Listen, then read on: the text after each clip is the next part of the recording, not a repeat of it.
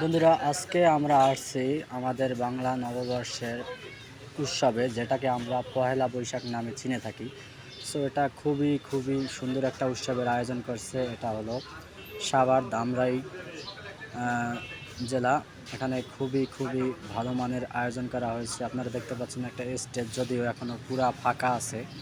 এটাকে পূর্ণ লোক দিয়ে এই যে দেখতে আছেন নাচতে আছে। এখানে কিন্তু প্রবীণ শিক্ষকেরা এই নৃত্য প্রদর্শন করতে আছে। তারা খুবই মজা করতে আছে এবং এই স্টেজটায় বিকালে অনেক নামি দামি শিল্পী আসবে।